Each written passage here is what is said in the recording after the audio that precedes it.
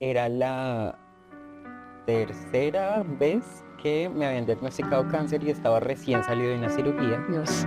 Hay una frase que yo siempre digo, de hecho hace rato no la uso y es, nada puede conmigo, yo puedo con todo. Más allá de entender esa capacidad de regenerarse y readaptarse es no dejar de soñar. ¿Estás preparado para un podcast en donde se habla claro y directo? Este es un espacio en el que se habla de la vida académica y universitaria, desde las vivencias y experiencia de los invitados. Esto es Hablando Claro con Clara.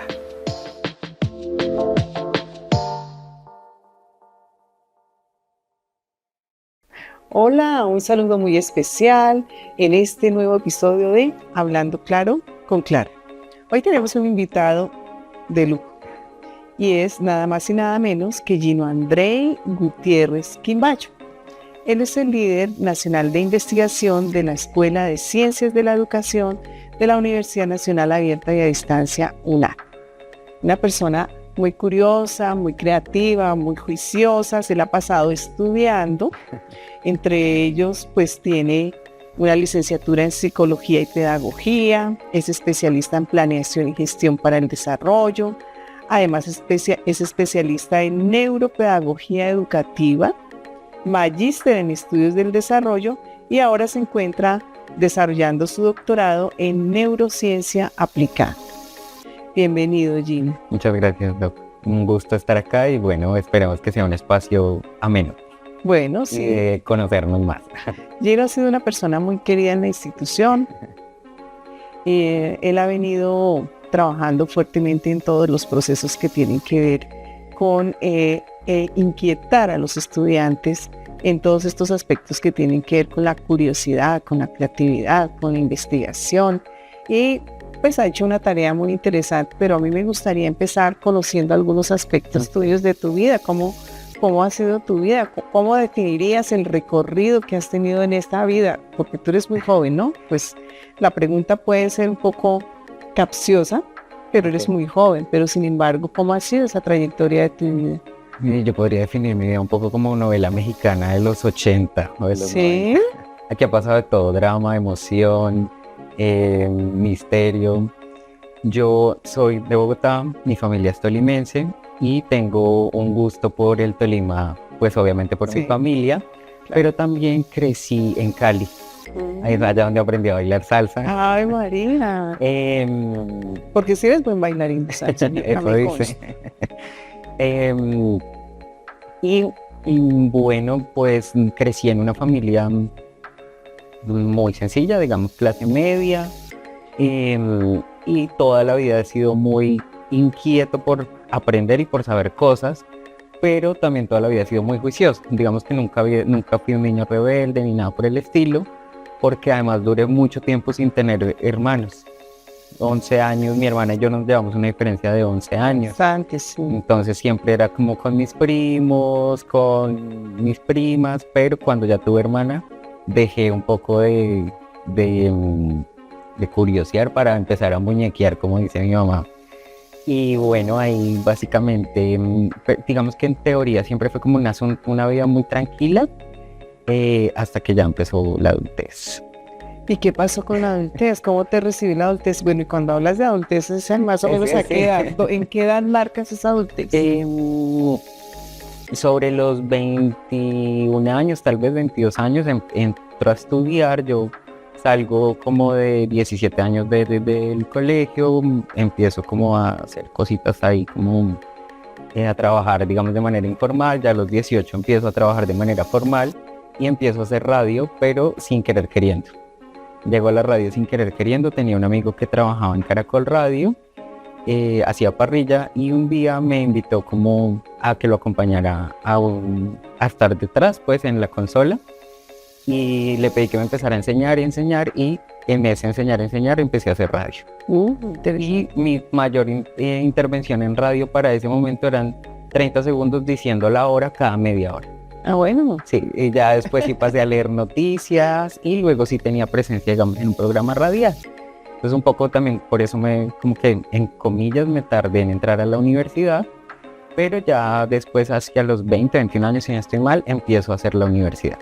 Y ahí ya empieza a cambiar también el panorama de manera especial. Yo empiezo a estudiar en una universidad privada, empiezo a estudiar psicología, luego me paso a una universidad pública a hacer la licenciatura y pues dos mundos distintos, pero fue, digamos, una experiencia muy enriquecedora y siempre he estado aprendiendo. Creo que hace poco hacía un balance de cuánto tiempo he estado sin estudiar y lo máximo que he estado sin estudiar ha sido como un año. Todo el tiempo he estado estudiando. Pero, ¿por qué marcó tu vida la universidad y por qué la dividió en la adultez y la adolescencia? Entrar a la universidad fue también una experiencia significativa, no solo para mí, sino para mi familia, porque fui la primera persona que entró a la universidad en la familia. Ya. Y después de eso también fue como, de ahí detrás empezaron a entrar mis primos, mucho mayores que yo, como que fue el provocador para que mucha gente empezara a estudiar en mi casa. Mi mamá decidió estudiar después de muchos años, incluso hace poco terminó sus estudios de artes plásticas. Entonces casi que entrar fue como abrirle la puerta a la gente de mi familia y eso pues fue muy significativo. Pero a la par, entonces, como muchos colombianos, tenía esta lógica de estudiar, correr a trabajar, estudiar, correr a trabajar y digamos que eso también hacía la responsabilidad de tener que cumplir laboralmente en una empresa y pues tener que cumplir con mi carrera. Sí, debió ser un poco complejo sabiendo que el escenario educativo que tenías era presencial y estabas trabajando, de manera que no tuvo que ser muy fácil. Bueno, ¿y cómo conoces en la UNAD? ¿Cómo llegas a la UNAD? ¿Qué pasa allí como después de que te gradúas y todo? Después de que me graduó, yo para ese tiempo trabajaba en Secretaría de Educación de Bogotá y un día hablando con un amigo, como nos habíamos dejado hablar hace mucho tiempo y ya después nos encontramos y adelantando cuaderno, como se dice, me contó que estaba trabajando acá, trabajaba acá. Le dije que si sabía algo me contara, no sé qué, me explicó un poco que tenía que subir mi hoja de vida, yo la subí y ahí quedó la conversación, nunca más volvimos a hablar del tema, hasta como después de 3 años me llamaron a invitarme a una entrevista. Fue una entrevista un poco extraña para mí, porque tengo que confesar que la entrevista primero fue como, te invitamos a una entrevista para ser docente en la UNAD. Entonces lo primero que pensé fue como, bueno, es remoto, es virtual, pueden ser unas horas cátedra, me sirve con mi otro trabajo, digamos que es una experiencia chévere. Cuando llegó a la entrevista, lo primero que me dicen esta entrevista es para ser el líder de investigación de la escuela.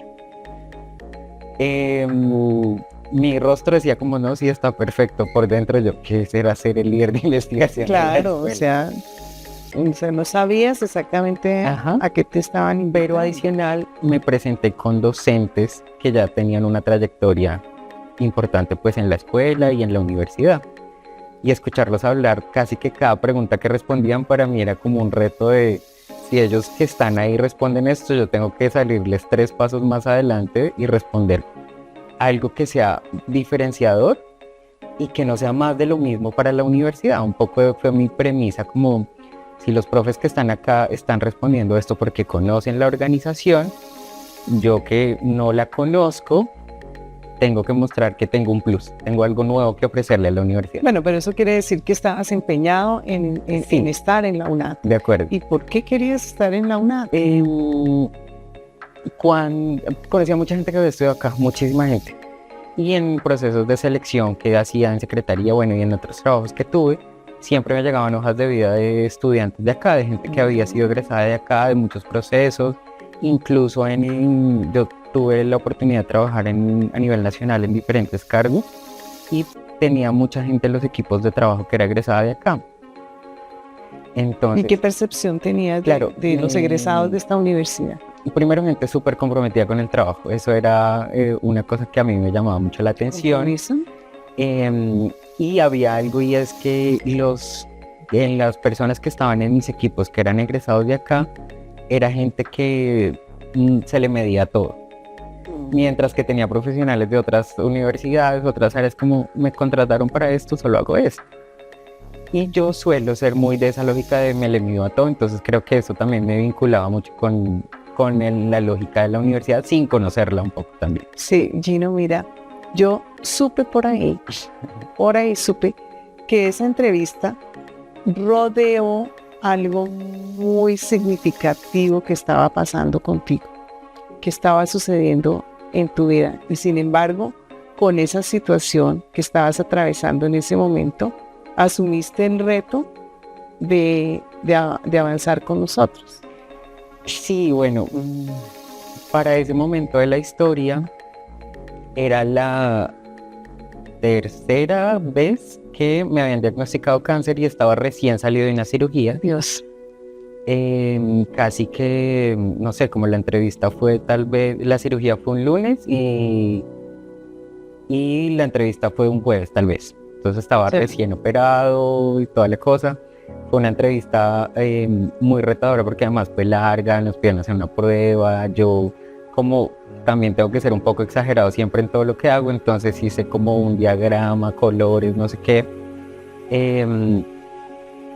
Pero en medio de la situación y en medio de estar recién operado, usaba bastón y toda la cosa, decidí meterle la ficha. Y lo que más me llamó la atención fue como se acaba la entrevista y nos dicen a la persona que quede, le avisamos mañana. Bueno, está bien. A los, no sé, tal vez media hora, 15 minutos, me llamaron y automáticamente me llamaron a decirme no quedó, gracias. Y yo dije, bueno, está bien, me dedico a recuperarme, no pasa nada. Cuando me llamaron, no, te avisamos que quedaste seleccionado, tienes que subir documentos hoy, hacer un curso hoy, y yo, Dios. Y justo para ese día estaba sintiéndome muy mal porque tenía como una recaída. Bueno, la cirugía no me había sentado muy bien. Hice todo casi que en 2 días, terminé de hacer todo y me tocó irme a hospitalizar. O sea, después de subir papeles, hacer el curso, todo, haber quedado seleccionado, empezamos el proceso con hospitalización, pero creo que eso también fue un reto interesante. Bueno, Gino, eso me parece interesante para hablar un poco acerca de algo que has estudiado mucho, que tiene que ver con esos nexos afectivos, con lo que uno quiere en la vida, con lo que uno quiere en el estudio y con la resiliencia, ¿sí? Que lo has estudiado en todo lo que has trabajado en los procesos de neuropedagogía. ¿Qué tendrías que decirle a los estudiantes en relación con la resiliencia a partir de la propia experiencia que tienes? Hay algo que yo creo que es fundamental con la resiliencia y es, más allá de entender esa capacidad de regenerarse y readaptarse, es no dejar de soñar. Cuando uno deja de soñar y cuando uno deja de creer en lo que quiere, por más difícil que pueda ser el camino, pero cuando uno deja de creer, pues también pierde el sentido de muchas cosas, ¿no? Y hay una frase que yo siempre digo, de hecho hace rato no la uso, y es: nada puede conmigo, yo puedo con todo. Y eso lo usaba de pensar que como soy un hombre tan alto físicamente, entonces siempre estaba en la lógica de nada me puede quedar grande. Ya. Y creo que la mayor fortaleza para la desesperanza que viven nuestros jóvenes hoy en día es pensar que nada nos queda grande, ¿sí? La resistencia no solo se hace desde no hacer, sino más bien de hacer cosas que otros no se han atrevido a hacer para lograr lo que quieren. Y eso ha sido fundamental. Yo sí creo que cuando uno piensa en resiliencia, tiene que pensar en qué debo hacer para resistir a eso que me está diciendo que no puedo, pero que no me va a impedir lograr a donde quiero llegar. Perfecto, mira, hablando de todo eso, la universidad sé que quiere impulsar muchísimo todos estos temas de creatividad en nuestros estudiantes, y dentro de la impronta UNADISTA quiere afianzar todos esos procesos de investigación, de innovación y de emprendimiento, y que está digamos a nivel pedagógico, didáctico, implementando una estrategia valiosísima en la vida académica universitaria, que son las CIPAs y los semilleros de investigación. Yo quisiera que contaras un poquito primero, pues, qué son esas CIPAs, cómo se llega a un semillero de investigación y cuál es la valía o la importancia para un estudiante de involucrarse en ese campo. De acuerdo, bueno, las CIPAs. Y en esa estrategia. Las CIPAs, comunidades de interacción, interactivas de participación social, se pueden ver como esos espacios precisamente comunitarios donde los estudiantes y la comunidad en general reconoce sus prácticas sociales, sus prácticas, y no más que sociales, sus prácticas de vida, las interioriza y las dinamiza para un ejercicio académico, ¿sí? No, es como las comunidades no olvidan lo que son desde el territorio y lo pueden dinamizar y lo llevan a la academia. Y como todo eso lo hacen en comunidad. Nosotros hicimos una apuesta en la escuela desde hace más o menos 2 años, precisamente por reconocer esas acciones comunitarias, empezar a potencializarlas y que esa potencia que tienen las comunidades frente a lo que hacen, a cómo se reconocen, a cómo interactúan, lo pudieran llevar a nuestros semilleros y lo volvieran proyectos de investigación, alternativas de investigación. Ejemplo de eso, tenemos un semillero en Puerto Colombia que además me parece una experiencia maravillosa, que es casi de los pocos semilleros que tenemos donde tenemos estudiantes transexuales que han hecho incluso su ejercicio de transición estando en el semillero, pero que antes del semillero eran bailadoras del Carnaval de Barranquilla, independientes, y que ahora con el semillero se volvieron un colectivo de bailadoras del Carnaval. Y eso se potencia a través de un ejercicio académico. Tenemos otro ejemplo de mujeres campesinas en Chipaque, que además ese es otro ejemplo maravilloso. Estas mujeres empiezan a estudiar con nosotros.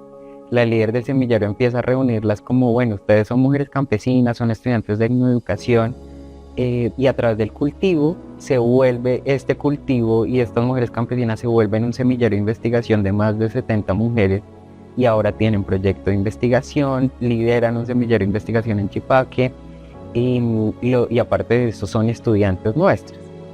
Y así creo que nos pudiéramos ir por todo el país. ¿Y esas 70 mujeres en qué investigan? Investigan en prácticas de cuidado, la mujer como cuidadora y líder de la ética del cuidado, el cultivo también como una forma de enseñanza de la etnoeducación, que también pues ha sido una experiencia muy bonita, y cómo desde el cultivo y desde el cuidado campesino se fortalece el desarrollo territorial. Esa es una apuesta que tienen en Chipaque, que ha sido producto también de pensarse la experiencia comunitaria, volverla una experiencia académica. ¿Cuántos semilleros de investigación tenemos en la Escuela de Ciencias de la Educación? Ese es creo que mi gran triunfo siempre. Nosotros empezamos en el 2023 con 54 semilleros que tenían una participación muy pequeñita, no eran más de 100 participantes en esos 54 semilleros. Hoy tenemos 80 semilleros con más de 1.200 participantes, solo de estudiantes, si contáramos docentes y demás, la cuenta se nos sube bastante. Y están en todo el país. Muy bien, te felicito, un logro muy importante. Bueno, nosotros tenemos por aquí unas preguntitas, ¿sí? En unas tarjeticas que están aquí. Y le vamos a pedir a una persona del equipo de producción que venga y escoja una, y esa será la pregunta que te vamos a hacer. Bueno, entonces, ¿quién quiere venir? Karen. Gracias. Escoge una. Gracias. Bueno. La pregunta es, ¿qué crees que se te da genuinamente bien? Okay. Y que la gente quizá no nota inmediatamente? Uy, está muy complejo. Que se me da genuinamente y que la gente no nota de inmediatamente. Sí. Siempre que me ponen un reto, lo primero que hago es guardar silencio, porque automáticamente empiezo a pensar la forma más creativa y disruptiva de lograrlo. Pero a veces yo siento que las personas piensan, es como, no sabe qué responder, pero yo ya estoy creando la respuesta en mi cabeza, pero no la estoy, digamos, creando de una manera normal, sino ya estoy pensando, ¿y si nos lanzamos del techo? ¿Y si nos lanzamos con 10 banderas de colores, pero adicional a las 10 banderas les ponemos una papayera? Sí, estoy pensando de la manera más creativa y divertida cómo resolver. Porque además siento que la manera creativa y divertida pues hace que la gente aprenda mejor, le va a quedar, y si no lo aprende al menos va a recordarlo. Entonces creo que más bien como la cara que hago cuando tengo un reto es como pareciera que es una cara de preocupación, y puede que la gente lea que estoy despreocupado por lo que se viene, pero lo que en realidad está pasando es que yo estoy ahí ya maquinando cómo va a suceder todo. O sea que un lema que te podemos decir es que cuando Gino está preocupado, Gino está creando. Estoy Entonces, creando, sí. Gino preocupado, Gino creador. Lleno Ah, preocupado, lleno creador ah. y funciona. En funciona. realidad creo que cuando estoy muy tranquilo y muy relajado, no me surgen las ideas. Tengo que Interesante. estar un poco preocupado y sentirme como al borde para que me surjan mucho las ideas. Sí, realmente en los momentos de crisis, en los momentos de desafíos es donde la creatividad Y fluye pasa, más. el cerebro funciona de esa manera, básicamente. Sí. Cuando el cerebro está a un momento de límite y de crisis, es cuando el prefrontal empieza a crear ideas para solucionar. En el momento de relajación, pues como tenemos muchos niveles de dopamina y demás, las ideas como no se anulan, pero sí cesan un poco. Ay, María. Bueno, vamos a preocuparnos mucho. Cuando me vean preocupada, saben que yo estoy creando, ¿no? Bueno, muy bien, como Gino. Bueno, Gino, por ahí supe también que te gustaba mucho la cocina. Sí, efectivamente. ¿Cuál es el plato así más delicioso o el que tú promocionarías más de los que tú haces? Muchos, todos básicamente, los puedo invitar a comer. Pero hay dos que de hecho les gusta mucho en mi casa y en el trabajo. En mi casa les encanta que haga ajiaco. Y además no puedo hacer una porción. Nosotros en mi casa somos, bueno, yo vivo solo, pero mi familia cercana somos solo 4 personas y tengo que hacer como si fuéramos para 20, porque se vende en cantidades. Y la otra es la lechona. Ah, la lechona. La lechona, de hecho, hice una vez para los compañeros de la escuela y se vendió. Digo se vendió no porque la hubiera vendido, Claro. sino No dejaron nada. no dejaron nada. De hecho, después me tocó rescatar la bandeja porque se me la iban a llevar y todo. Bueno, Pero básicamente es la próxima le rifas la cabeza, ¿no? De O sea, acuerdo. que queden con algo. De acuerdo. Gino, muchas felicitaciones por Con todos todo tus gusto. logros. Muchas gracias por lo que has compartido con nosotros No, hoy. Y de verdad, siempre serás bienvenido a este espacio. Muchas gracias. Bueno, y esto es Hablando Claro con Clara, un espacio ameno dedicado a la vida académica y universitaria de la Universidad Nacional Abierta y a Distancia, dedicado a nuestros estudiantes, a nuestros docentes, a nuestros egresados y a toda la comunidad en general. De manera que todos bienvenidos a este espacio. Esto es Hablando Claro con Clara.